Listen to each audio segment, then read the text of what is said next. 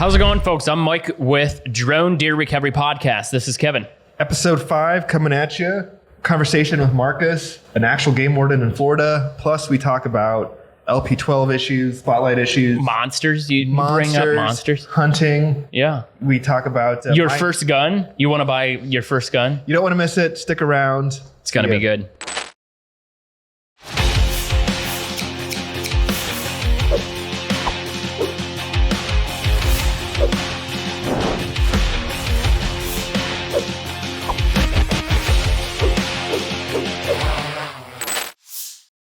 How's it going, folks? Welcome back to the Drone Deer Recovery Podcast. I'm Mike. This is Kevin. Hey. And we got Marcus on a Zoom call here with us. He's sitting in front of us on a computer. So thanks for being here. First ever guest. Yeah, first ever guest. Thanks for being here, Marcus. Thanks for being on. Oh, no problem. So a lot of these questions probably that people want us to direct to you is probably law and your opinions on how certain things are written because of you being involved and being a game warden in Florida. My name is Marcus. I'm out of Central Florida here in Ocala. I do work for FWC. I got with Drone Deer Recovery earlier in the season, probably around August timeframe, but I was talking to them since like June or July because I think it's a very, very good concept. Over the years, we've seen so many people lose deer when they don't need to. Having a service like this is just a very big additive to what we can offer to individuals out there, so we can make sure that there's not a ton of deer shot and unrecovered over their aspect of hunting. So obviously, the big question is all the time, is this legal in my state? What type of work or due diligence did you have to do to try to figure out if you're allowed to do this in Florida? Well, the big thing is that they allow dog tracking. They should allow drones. Now, there are certain aspects through the FAA that says you can't find national parks, forests, and WMAs. However, they also mention in there that if you go get permission from the people that run the areas, you can do certain things with drones. And one of them has been the recovery of deer. Because when you go out there with the dog and all that, the whole aspect of taking game is from scouting to recovery.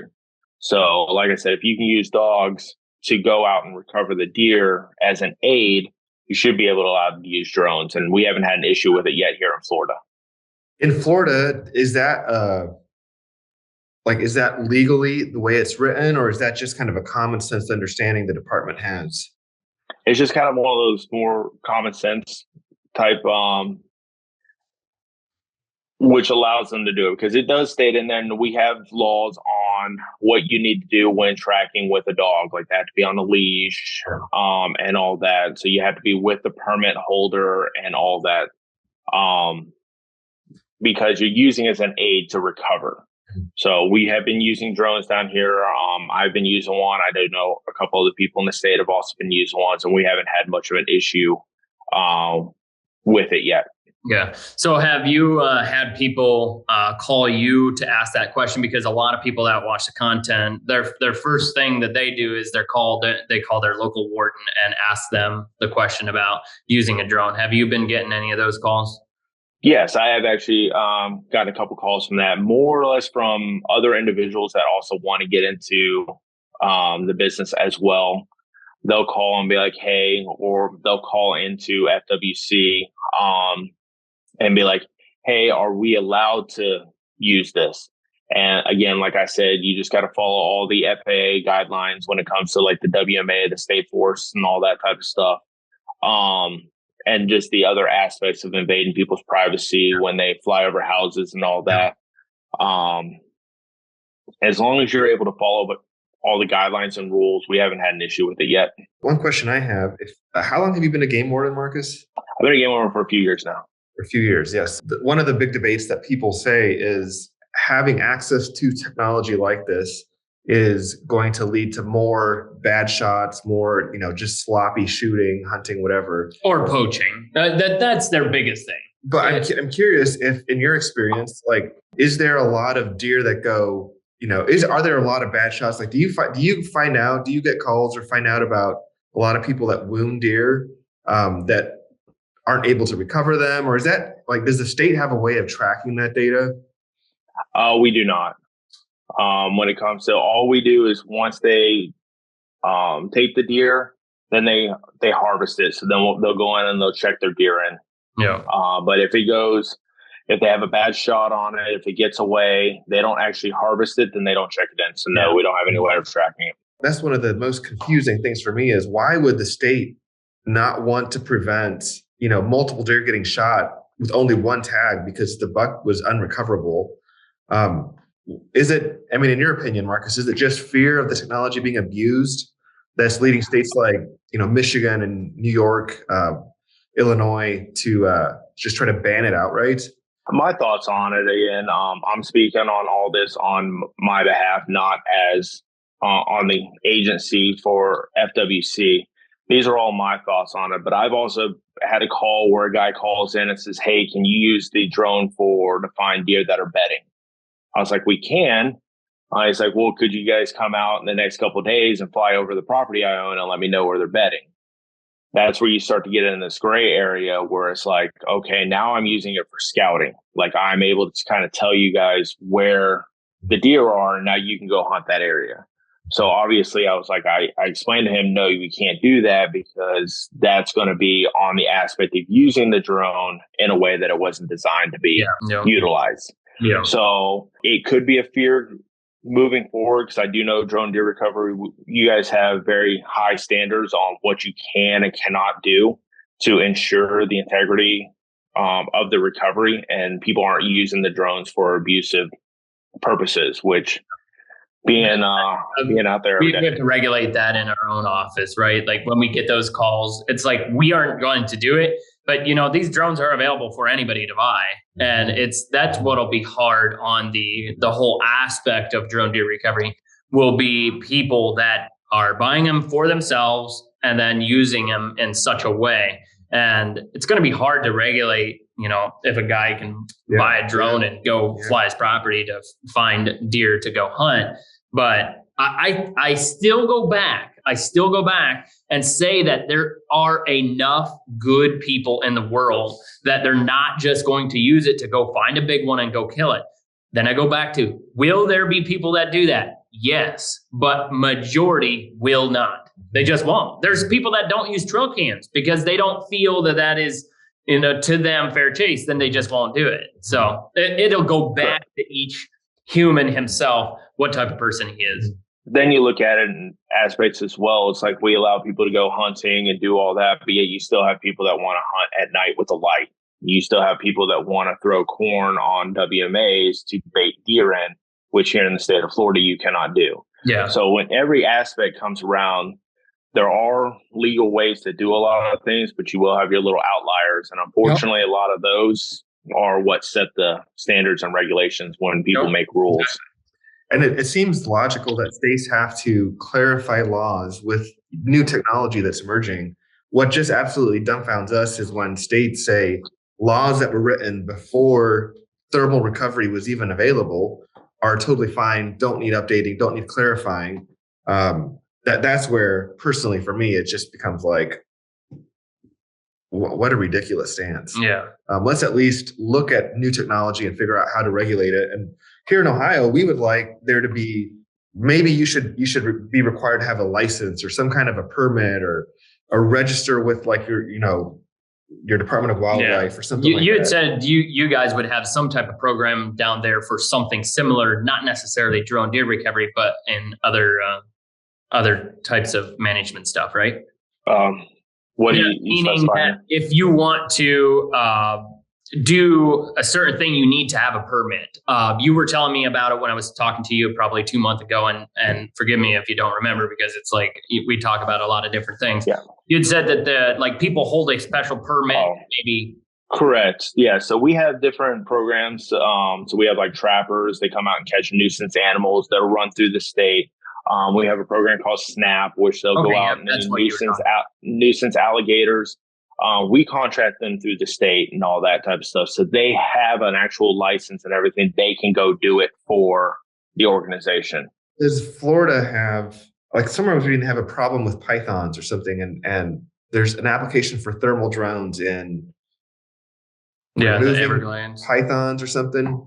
I mean, there could be. I haven't heard anything. I do know that we have obviously the Python issue down in South Florida. I haven't heard of anybody using thermal drones for, but I could see how it could be useful. The only issue you're going to have is through the FAA going over like the Everglades and all that, how it's like a national park, and the regulations when it comes to flying drones in those areas. Yeah. But you go back to the SNAP program, like, there's guys that get licensed to be able to do, that type of stuff that you were talking about, trapping. And Correct. I see it being like that with drone deer recovery. Like, if these states have so much fear about everybody's just going to have a drone and go out and recover carcasses for people, then create a program. Like, create a program that somebody has to go through, be licensed, and hold a permit. When we say licensed, we are all licensed the way it is right now. We have a Part 107 remote pilot's license through the FAA to fly drones. But what we're talking about is a permit held by the state or something. If they have this big old fear about people using it in a wrong way, make them hold a permit to allow them to do it. Correct. Yeah, that'd be good. Yeah. Because I'm curious from your perspective, game warden, have you ever had an issue where you go out, find a buck, it's wounded, maybe mortally wounded, it's been a lethal hit, but the buck is not yet dead. You're a drone pilot, you do recoveries for people, you're also a game warden. What is your perspective on the correct way to handle a situation like that? And I ask because, I'm curious to hear your thoughts. Okay, when it comes to if somebody puts a fatal shot on a deer, it goes, for example, we had one where they had a dog go out. Based on once they track it and all that, depending on what season it is, to utilize that particular aspect. So if it's an archery or muzzle loader season, they have to use a muzzle loader or something to kind of put the deer down at that point in time. But you got to be able to determine that it was going to expire. I've seen so many times where somebody will shoot a deer in the back leg, and then they'll call a deer or a dog out to track it. They'll go track the deer down, use the dog, basically tire the deer out, and then put it down that way. Obviously, that's not the correct way to do it, and we will handle that situation when it occurs. But that's where the drones will come in very handy, because you can fly a drone up, you can go see, hey, that shot was in this area. It's not going to die per se. It's going to live, and then you can move on and kind of go from there. You don't have to go in there, bump the deer, tire it out, get people else out there to do things. And do things you're not supposed to be doing. Yeah, exactly. So because I imagine Florida is the same as most states where you're not legally allowed to hunt with the aid of a drone. So if you go out there and you see a deer who's not getting back up on his feet, he has maybe an hour of life left or something, and you can identify that from the drone. So ethically, morally, whatever, do you as a hunter, do you go put the deer out of its misery, or do you let it expire naturally? What would you do in that moral quandary? Most of the time, what a lot of people do is they will call a game warden at that point in time. They'll call one of us to be like, hey, I hit this deer. I got a lot of blood. They got a tracker out. A lot of the dog trackers around here are pretty good. They'll give us a call, and we'll make the determination of whether or not we got to put it down. But a lot of times what they will do is they'll go out there with the dogs. If the deer is not running, not doing anything, it's laying there. You can tell it's about to die. Usually they'll go ahead and put it down at that point in time, and then they'll harvest it on their check it in on their reports. Yeah. Got it. Yeah. How many recoveries have you done as a drone pilot in Florida so far? So far, I've done 5 deer recovery, and I've done 3 dogs. That's actually not as much as I was thinking. When's your guys' hunting get really good? The archery started in the September time frame. I was just getting started up at that point in time, so I probably missed a few calls during that time. Muzzle loader, I didn't get any too much. I have had a lot here since rifle season has started. However, due to not having as many of us around, I've had people from Northern Georgia call me. I've had people from Alabama call me and be like, that's like a 10, 12 hour trip just in one direction to go up to you guys. So I have a feeling that once this technology starts to get out a little bit more, because like I said, I've actually had a lot of dogs here lately. That when you say dogs, you're saying like lost pets. Correct. Yeah. All the ones have been, the dog got out, was chasing something, or it got scared by a noise, and then they asked us to come out and try to assist in finding it. Have you had any successful drone pet recoveries? I've had one out of the three. Okay. So the one the other night we were able to find. One was in a residential area, which was really hard because, like we said, we don't want to fly down into people's backyards, start turning our spotlight on, and start invading privacy and all that type of stuff. So would you say? Would you say that maybe not as many people call a drone pilot in Florida because the size deer you have? Is Florida known for big trophy deer? We have not been known for these massive deer. However, once they changed the regulations to where you have to have a 10-inch beam on one side or 3 points, we have started to get a little bigger deer down here. So the need for having a drone pilot come out hasn't really been quite as big down here, just because nobody really wants to call out a drone pilot for a little, 4 point. Yeah. You had said you got to have 10-inch beam. How in the world does a hunter figure out if it's 10 inches before it kills him? It's got to be one of those ones. You just got to be confident when you take the shot. Because we've had some people that have been pretty close. Wow, because every time like I've heard of point size, but inch size. Okay, well, learning something new today. I tend to have a pretty low trust on how accurate hunters are in the moment, because you always go out in the drone and it's like, oh, you know what? This is not quite as big as what I thought. Yeah, that's like the one we just found this morning. Yeah. He called me. So guy was like, it was a big one. It had to be 10, 12 points. It happened quick, cut the corner of the food plot, and I had to shoot fast. And I found him this morning, dead. He was gut shot. And I was like, ugh, I don't know, guy. And then he was at work. And he called me. He was like, well, what do you think? I'm like, well, it's a buck, but I don't think he's as big as you thought. So, but it happens. It is what it is. Yep. So maybe not as many people are using drone deer recovery in Florida because the trophies aren't as big. But you're saying that it will start becoming a thing with this, maybe with the antler restriction, and then just maybe not knowing about it, right? Correct. I think that's more the biggest thing, is a lot of people don't know about the drone services, because obviously being out in the wild with a lot of these hunters and other even dog tracking, like they don't know a lot about it. So I'll go and be like, hey, this is kind of what you could offer. It's probably going to get bigger here moving forward in the future. Yeah. And I'm not here to say that drones are going to replace dogs, because down here, some of the areas are super thick. It's a lot hotter down here. We don't lose a lot of the leaves on the trees like you guys do up north. So dog hunters are still very vital, or dog trackers are still very vital down here. They play a great role. It's just drones are kind of like one of those supplementary options that you can add on top of it that can really change the aspect of trying to recover the deer. As you were mentioning to me earlier that your department started the drone program, there's a couple of you game wardens that are, have 107s or are flying drones. Can you just tell us a little bit about what the department is using drones for, and kind of the use case that you see? It's pretty much like what a lot of the other law enforcement, firefighters and stuff like that do. We use it for search and recovery and that type of aspects.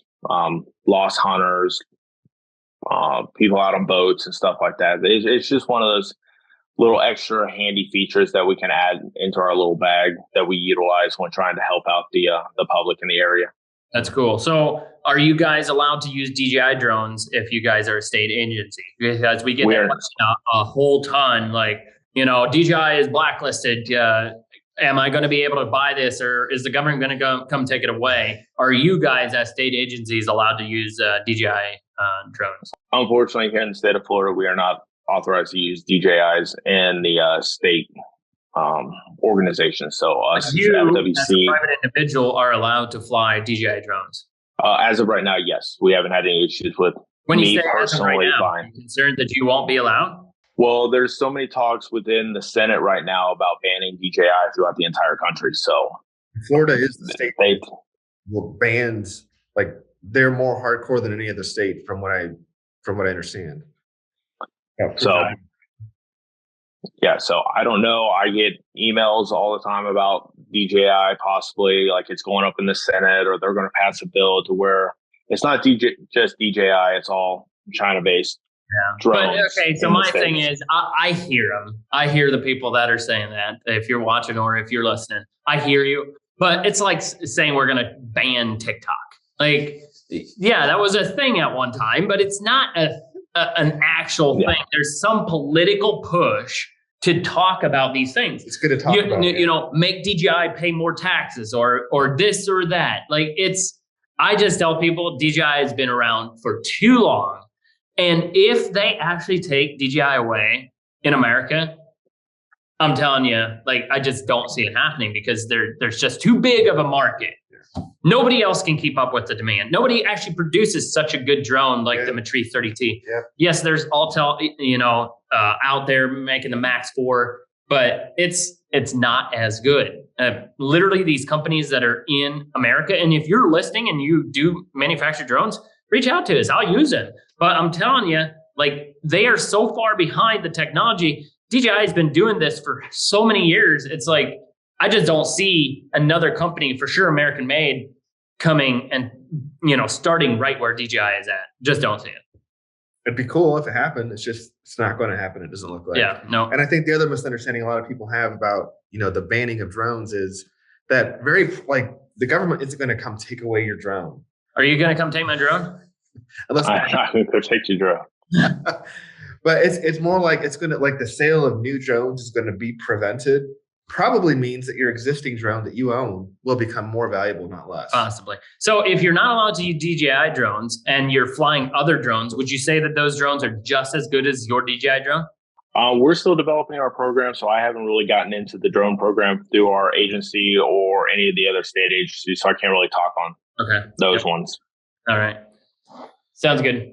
What would our listeners want to ask again? But I would say the biggest thing is, does it work in the South with the thick brush? Like you had already mentioned, it is a lot thicker, but like, can you find deer down? What are those?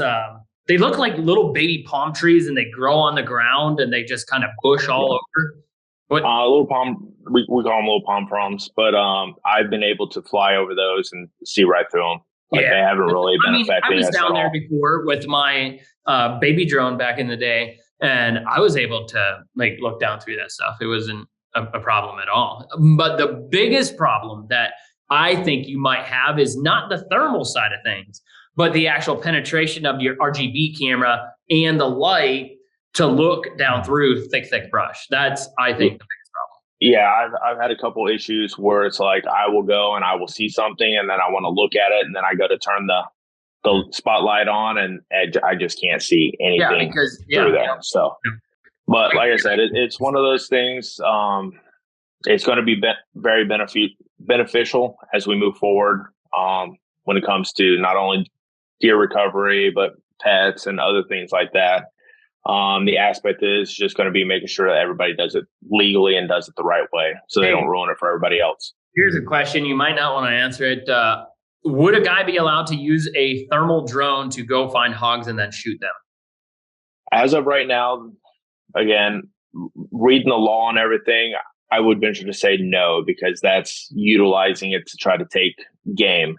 Now, you do run the aspect of people use thermal scopes at night to utilize the taking of nuisance animals like coyotes and hogs and stuff like that. So it's one of those ones we'd have to just get and look in the law And this is where having these drones and all that are kind of skirting on the edge of a lot of them. And just have to go from there. Yeah. So that one's kind of a hard one to. Do you think that the state of Florida, if they would see a video on YouTube of a guy finding hogs and then pew pew, he shoots him, do you think the state would do something about that? That I would not know. To be honest, I mean, not just putting a lot of people. And if you don't want to say anything, then just say, I don't want to. Well, it's like we'll take the aspect of one of the things when people were coming out, they were using them to find fish. Well, in some states, that's legal. You can fly a drone over and fly, hey, there's a whole school of fish over here. Let's drive over there and we're going to start fishing. Well, here in the state of Florida, you can't do that. Okay. So waters. How far out from Florida do I have to go before that doesn't? That I wouldn't know. I don't know off the top of my head. Yeah, I'd have to actually look that's it up. The thing. These are those questions, and the reason I asked you is I have guys reach out to me that want to buy these drones to fly shark bait, like fly it way out, and where my thing is you can't use a drone to fish, but is that true if you're way far out and you're not in Florida waters? Yeah, so that's going to be all based on the state. And then when you get into the international waters and all that type of stuff, the best thing I could say is if it comes to anything, just reach out to your local DNR, reach out to your federal guys and ask them the question. That's going to be the best bet. I think if more people would just reach out to their organizations around and ask the questions, it'll be a lot easier for them to be able to ensure that they're doing everything correctly rather than, oh, well, my friend told me I can do this or we've done this before and blah, blah, blah. Yeah. But those agencies might not necessarily know the answer right away, because if I ask you a question, like you're a warden and I asked you that question now, you might not know whether it's the proper answer to give. Correct. But we do know usually who to go ask to ensure that we get you guys the correct answer. Okay, good. That's good. So even though I might not know something, I can find somebody that does know. Yeah, know the answer. No. So Marcus, you have a thermal drone. Do you have kind of your own thermal drone business? Do you want to talk a little bit about what you're doing, what your interest is outside of being a game warden, thermal drones? So I do have my Mid-Florida Drone Solutions down here in Florida. We got started through you guys with the drone deer recovery. So right now we're focusing on that. We do want to start moving into possible ag spraying here next year. The market down there is ripe. Like it's got nuts. Especially here in Florida, like we're considered the horse capital of the world. We have tons of farms and all that. And then the other aspect as well is because I do work around a lot of hunters and all that, get into doing like food plots for individuals. There have been a couple companies out there that I've seen you guys get on and talk with, the ones that I've researched, where a lot of the stuff's liquid. So you could put it in these drones and fly into very remote areas and be able to develop food plots for people that don't want to lug, 50 pounds bags of lime out there. What about that crazy video that's been floating around out there of a guy picking up a deer with a big drone? Do you think that's something that people could utilize in Florida? Maybe. I mean, some of that stuff out there is pretty big. I picked up a deer. I'm like, see you later. It's pretty wild what they can do. So yeah, I guess people thought it was fake originally, and so I wanted to make a more in-depth video of this is what it can do.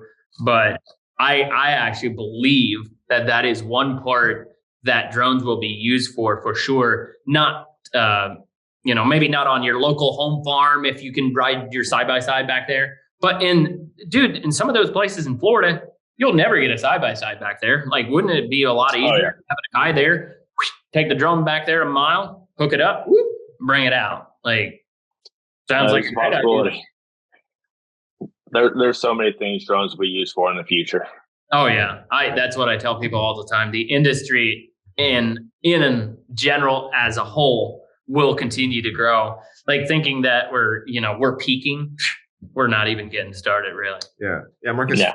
Things like natural disasters, stuff like that. I mean, you're pretty well connected to the state. I mean, do you see a future where, privately owned businesses like yourself can be of assistance to the state through response to natural disasters, flooding? Is that something you're looking into or interested in down there in Florida? I've looked into possibly getting a COA so I can go try to reach out to a lot of these organizations to be like, hey, if you need us, to try to get with like FEMA, or like we have one of the largest national forests in the Southeast down here at the Ocala National Forest. Whenever they have forest fires, helping out. The problem is a lot of these organizations are starting to get on with technology as well. So they're starting to get their own drones and doing all that type of stuff. So when it comes for outside sources, be like, hey, I can offer this and everything. Well, we already have drone pilots. Yeah. So it's one of those things. Again, not only are we progressing on it, a lot of the state and federal agencies are as well. Yeah. Yeah, it makes sense. I totally agree. I just think you in that state, agricultural drones, I just think it's such a good tool for like people with orchards or even row crops. I don't know if you guys do a bunch of row crops or like beef cattle farms, like those types of things. Like they all need sprayed. And those drones can get into places and do acres, cover a ton of acres. Everybody thinks they hear a drone spraying, they kind of chuckle. It's a laugh. Yeah, right. You're not going to spray 300 acres. I will spray that 300 acres in a snap of a finger with a couple drones. I just think that Florida, where you're at, you will see way more spray drones than other drones down there. Well, it's like other things you can also use them for. We've got a lot of invasive plant life that a lot of these agencies can't get to. You can fly back there and spray those. Yep. Obviously, we have all kinds of different fish and stuff around here. So we have our hatcheries and all that you can easily utilize a lot of these drones for. It's endless amounts of stuff you can actually want to do if you were to get into it. Yeah. Do you have anything else you want to add to this? Yeah. The only thing I can say is, yes, I do work for FWC down here, but a lot of these things that we talk about when it comes to drones are my own either personal experiences or things I've seen. I don't actually speak for the agency. So when it comes out and be like, well, FWC says do this, the only thing I can say is just try to read your local rules and regulations when it comes to your state laws. If you do not know, reach out to somebody. They should be able to give you the best answers moving forward. And 100%, the way to go into this for thermal drone pilots listening is collaboration, working together. This is not animosity. This is not, us against the state. It doesn't have to be that way. It can really be respectful, working together, really helping the hunter, helping the state. Appreciate you being on, Marcus. It's good to connect again. Yeah, thanks for coming on. I'm sure you got problem. many other things that you could be doing, but you chose to talk with us. So I do appreciate that. Oh, no problem. So that was Marcus. Yeah, that's cool. It's what I think is really cool is he works for the state, right, as a warden, and he sees how this can be an absolute tool. Yep.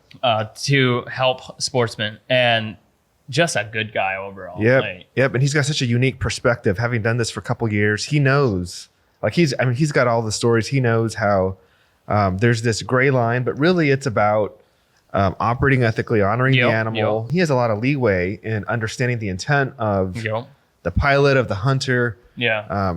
Absolutely. So, and I think there are, we've spoken to game wardens who are divided on how this should be used. Yeah. One game warden is like, no. And then the next is like, yeah, I think it'd be good. In the same booth. You remember that one time? Yeah. It was like, talk to this guy. He says, yeah, no, that sounds like it. That's no problem. Not legal. Can't do it. Yeah. It is just a little funny. This whole new industry, it's growing quick. The good thing there's frustrations that come with it. Like the LP12 right now, total disaster. You know, a lot of you guys watching, you're probably frustrated like we are. Yep. We've had literally all of our LP12s quit working. It's not like. Did we have 4 or 5 of them? 4. 4. Yep, 4. They're all bricked. Yeah, they're all broke. Of course, we had to go buy more. And before I knew about this other light, I knew about the T60 light, but I didn't believe So it only goes to 85 degrees. And I was like, we need 90. Well, I never used it. Finally, there was no other option. I had to use one of those lights. And I use it. I'm like, what in the Sam Hill? This is an upgrade. Why wasn't I using this in the beginning? So no questions asked. If you're going to do drone deer recovery and you do not need a speaker, if you're doing search and rescue and you need a speaker, then you're still going to need the LP12. But if you don't need that, I believe that the T60 will do just fine, even if it only goes to 80. And for pilots who have the LP12, but it's bricked, what we're recommending is you got to get the warranty process started. Unfortunately, there's no service centers that are US based that are able to handle this warranty. So means ours have been in there for probably 2 months, right? It's a little ridiculous actually, because think about it, this is a company that produces product. Now they have to take product back and fix it, and it's like it's not really so you got to get that warranted. If you have questions about that, we can help with answering those questions, but you got to get it warranted, and then you got to buy the JT60. And you'll have both of those lights in your arsenal. I think it'd be a good idea to have both, because if somebody calls you because their child is missing in the corner or something, at least you can still use the speaker if you need to, and honestly, this season, right? It's just a good lesson, I think, for all of us pilots, that when there's something as important as a spotlight for offering the service, you need to have a backup anyways. You almost need a backup for a remote controller, because we had one of our guys, he operated out of Wisconsin. He's not really associated with us, but he was a drone deer recovery license operator. He had his kind of break or his remote just stopped working. Well, you can't fly a drone without a remote, and calls are coming in, and he's unable to do, the service. And so he's like, dude, I want two, because I never thought of that. What if I'm like, I set it on the back of the tailgate and it drops off and it breaks? Dude, I'm done. Like, I have to get another remote. Never even thought of that. You can send it in to DJI Care, but it's going to take a week until you get it. So why not have one, on a backup and be ready to go? Yeah, especially if you have a couple drones. Yeah, absolutely. Makes sense. One or two backups. But it's those things, right? When you start out as a business, you don't think of all those things. And the exciting thing is the industry is growing. I mean, the reason that right now it's China-based and all that stuff, it's brand new. This stuff is coming out of China. By next season, it will be better. It'll be smoother. We'll have better options, better service all around. So it's some serious growing pains, but fast growing pains. And it's like, and this is what I think, I try to remind myself anytime that I'm just frustrated because of how hard it is to be in such a fast growing industry. Sometimes it's like, you also are one of the first. And you have a huge, there's huge upside for dealing with some of these hassles. You get a lot of upside for that too, of being one of the first in this industry. And like Marcus said, if he can, if he wants to jump into ag, then there's, the way the seasons line up, and even that remote, you'll have the same remote for the ag drone. No. You don't have the same remote. I mean, it looks the same. It looks 100% the same. Different. But it has different firmware on the inside. You can't cross use them. No, can't cross use them. Dang it. Doggone, I know. I was already trying it to where I sent it up to Roger, and he was going to kind of hack the thing. But it's just not a good idea. So if the pressure that, we're feeling now with being without a spotlight, if you think that's pressure, let's talk about the pressure of during season. Spray season. Having a drone down, you make money, lots of it, in a very short amount of time. Yeah, but it's not just about you as operating. It's the farmer. It's the farmer can't get his stuff sprayed. And now you are losing him money. It's pressure. Yeah. And, a lot of those, if you're working for a chemical company, a lot of those, those are relationships that are earned. Trust is earned. The farmer believes when he pays you, or whatever, that you're going to be there. So that's why we're going to have a backup drone. It's just, it'll save you money in the long time. You just figure it in the budget. Just plan on having it in the budget to have spares, because it is that vital. You guys listen to the podcast, a couple different podcasts, or seen it on a video about what we should name our big M350 drone. What do we want to name it? So it's the Big Daddy drone. You guys had some. So in this live, Mike has not seen all these, but Mike, by the end of this podcast, is going to decide what that drone is called. What if I don't agree with any of them? You'll have to just come up with whatever you agree with. Crap. Okay. Let's put the pressure on. All right. So I guess we'll get started. We hope your guys' suggestions are good. That's all I can say. So how many are we going to choose from? I forget. Because there could be like 100 of these things. No, We're not doing like 100. 10, so. 10. Okay. All right. So Austin's picked the 10 best options. Yeah, let's go for it.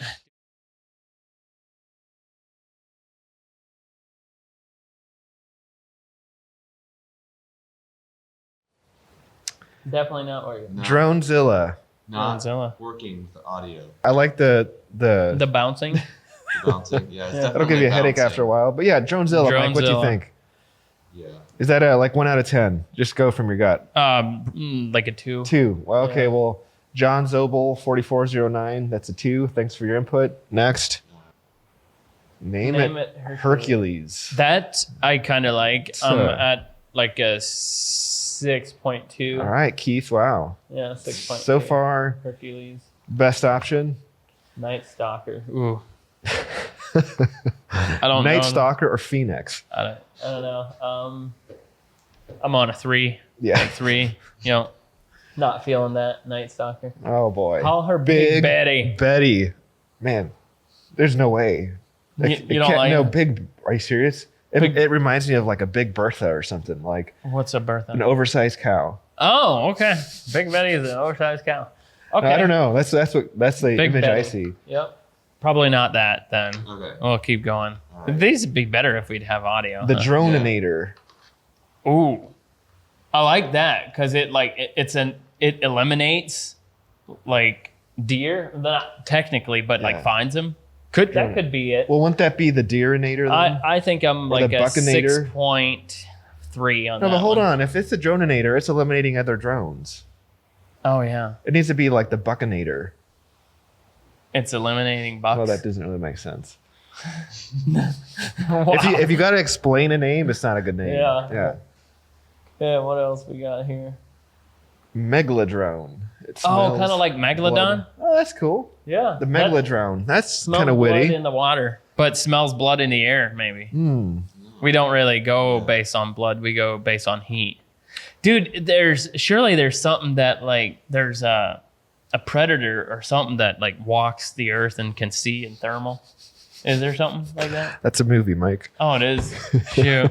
Wouldn't that be sketchy? I don't know if that's Would that be sketchy if you have an animal that could read in thermal and like he could just set like Yeah. Yep. Did you ever watch? There's a movie called where this monster, it goes by sound. So as long as you're completely quiet, it can't see. It just has so good sense of hearing. I think thermal would be the worst, right? It couldn't see, it couldn't hear, it couldn't do any of that. Yep. But as long as it had thermal, as long as you're alive, you're gonna have. Okay, heat. so you're being stalked by a monster who's using thermal. Based on what you know of how thermal works, what do you do to evade that monster? Get in cold water and And you're stay gonna live there for a while. Underneath the water, because if my head is above the water, I'm still gonna have thermal. So would you not fill up your bathtub full of piping hot water? You get in the bathtub Why hot water? because then your body, okay, it's more comfortable than cold. Okay, I'm not going to sit for hours in freezing temperature water. Yeah, and then I mean, become I'm the not same that color intense. as the Yeah, water. right. And so like you see thermal, but then the monster just comes to drink out of the hot tub or whatever. So really, if you think about this, the very best, okay, this is official. Oh my gosh. If you ever need to evade a thermal seeing monster, then what you want is a hot tub. No, well, that thermal thing is probably my drone looking for you. Okay, well, if you ever try to evade Mike and his thermal drone, Yeah. jump into a hot tub, you'll be invisible. That's probably a valid point. That's good. Yeah. I okay. didn't even think of that. Well, this is But the. you're going to have to live there for a we while. need to test that actually. Yeah, we should test that. Yeah, because you won't be able to get out of that hot water, and then you're going to shrivel Yeah, up. because then you're gonna be like. Yeah, then you'll stick out like a real sore thumb. You're gonna be like- You're gonna try to run away from me like a mile away. Oh, there he goes. So if you had to walk around and evade, like, okay, so now you gotta you're gonna go walk to the store and Oh you're trying not my to get killed on the gosh. way to the I supermarket. just don't. Okay, I have an idea. No, tinfoil. I was gonna say wrap yourself in tinfoil. Tinfoil, yeah. But that tinfoil is gonna get warm. All the Bigfoot lovers love that, yeah. Anyhow. Yeah, no, but so tinfoil, that would work, Mike. And why would that not work? Because the tinfoil is gonna get warm if it's stuck on you.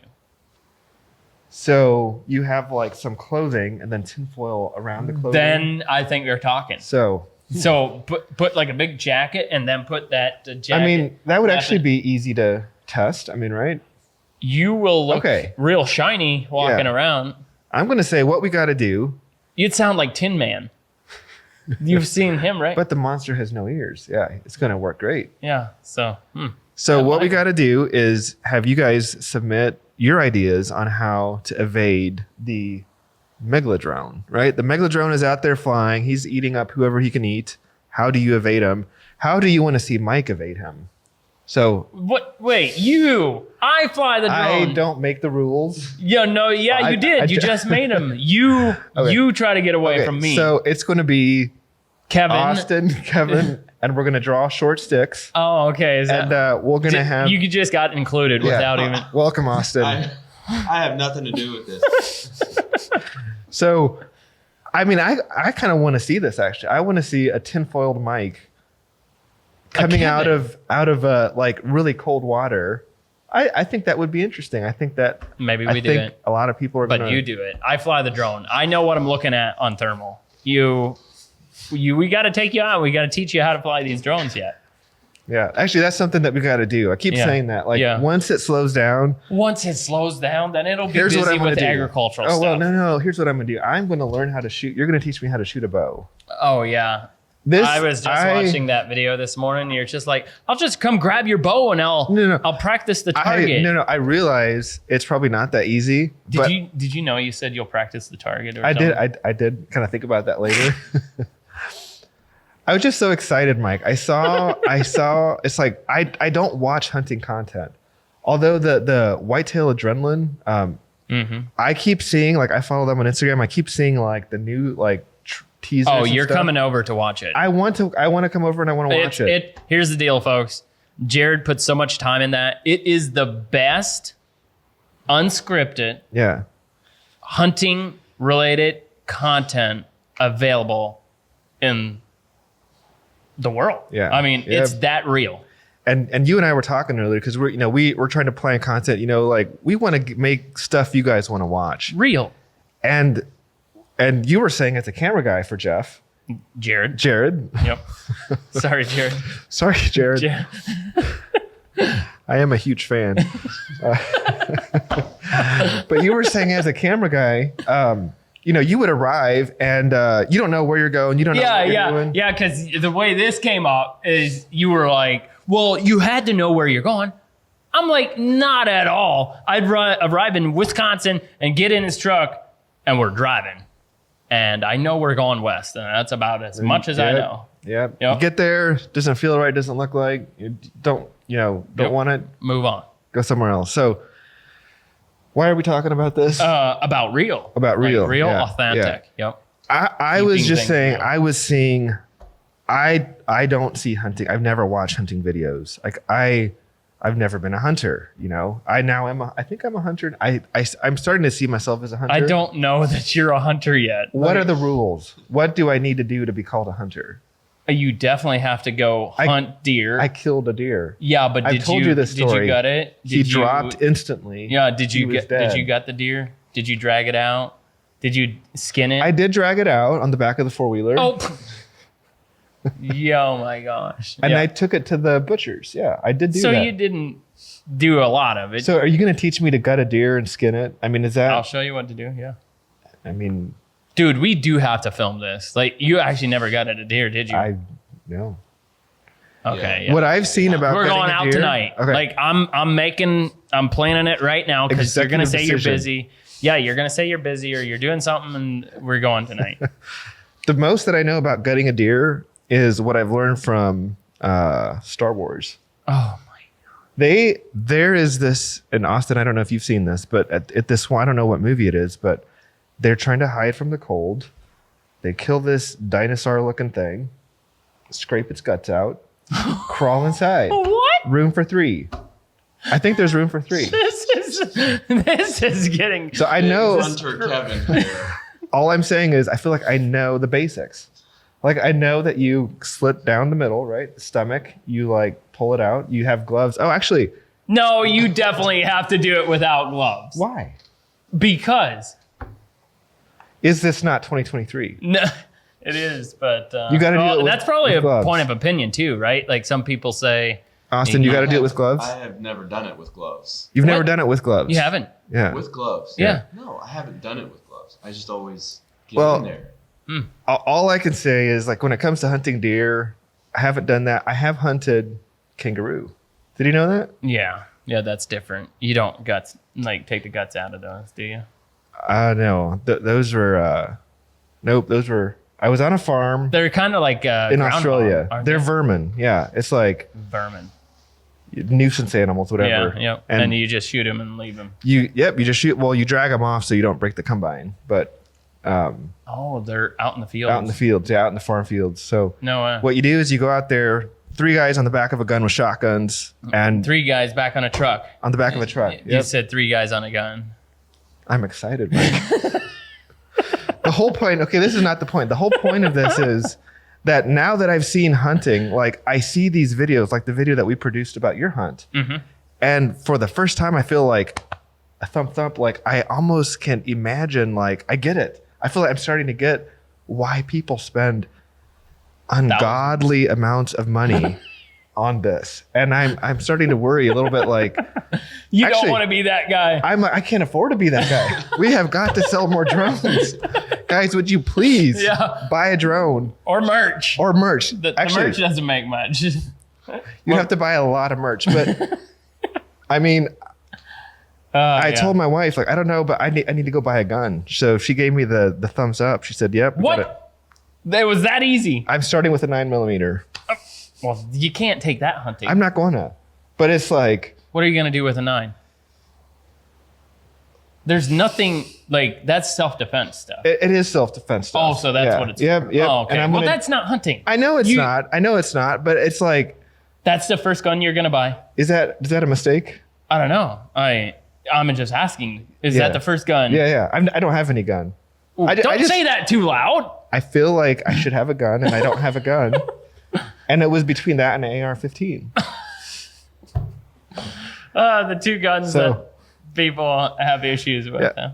Yeah, I don't know. I feel like this is not the point. Again, the point of this whole segment is I'm starting to get why people love hunting. Yeah. And I'm fearful that I may become one of those people. You might be addicted and spend a bunch of money. So once I have time, Mike, you got to train me and teach me how to do this. Okay, well, we're going to do it. Are we done with Megalodrone? Oh, no, we're only halfway through. Oh, no. Okay, that was a long... Megatron. Call the big Ah. drone... I don't... Okay. Megatron. That's like a robot or something Oh, from. okay. Megadrone... He wants to have a drone called the Big Daddy. Not me. Yeah, no. Gonna hard pass on that one. Let's just do a couple more and then we'll wrap it. Dronosaurus, Dronosaurus. Megalodrone is probably my... Yeah, so far that's the one to beat. What Yeah. else do we have? Call it the Eagle. Could call it the Eagle. Optimus Prime. I don't know. No. I think that's Nope. and, Yeah. I mean, seems like a pretty clear winner. Megalodrone. Megalodrone. I like that. It kind of has a good ring to it. Yeah. Yeah. Yep. Maybe it's Megalodrone. I'm not making an executive decision at this time, but it's looking like it's going to be that Yeah. Megalodrone. Wait, I thought this was what the whole thing was about. What? You're gonna- I put so you're all gonna- this work into putting this thing together, and we're not making an executive decision.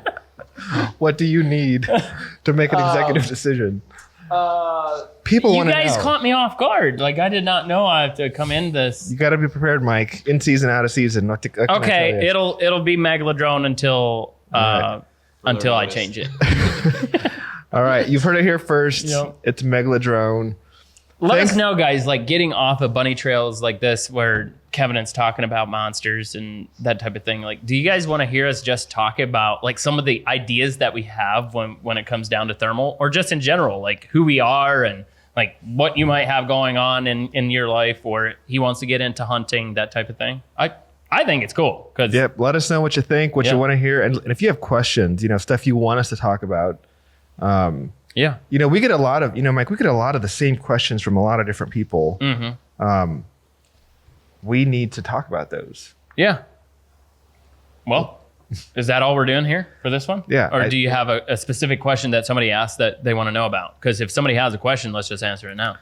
Yeah, let's end with a good question. What are some questions we've been asked this week? Oh, a lot of them are around that video that went viral, lifting the deer. How much weight can it pick up? Yeah, yeah. I tell people the max weight I picked up with it was 158 pounds. I would not maneuver with that weight. Maneuvering weight is probably 130 pounds, but it's that's experimental type stuff. This drone is an agricultural drone, and I rigged some stuff up to do some experimenting with it. And I would tell you, if you have one of these drones, I'm not telling you to do this. This is just something I've done. Yeah. But did you read any of the other comments? I didn't really. Yeah, well, along this route, there was actually a couple of people I personally talked to this week that were asking. I guess they're a little confused about the difference between the Matrice and the T40, and they were thinking that they were wondering if it's possible to fix a light, like a thermal light, onto the T40 ag drone, so that you can get the best of both worlds. No, not possible. No, not even close. Completely different. Unless you want to fly for 8 minutes and land. And no, you can't do it. It's completely different. These drones are built specifically for certain applications. It's not possible. Exactly. So thanks for watching. This has been a podcast. Probably been our longest one yet.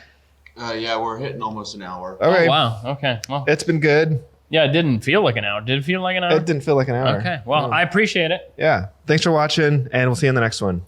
Out.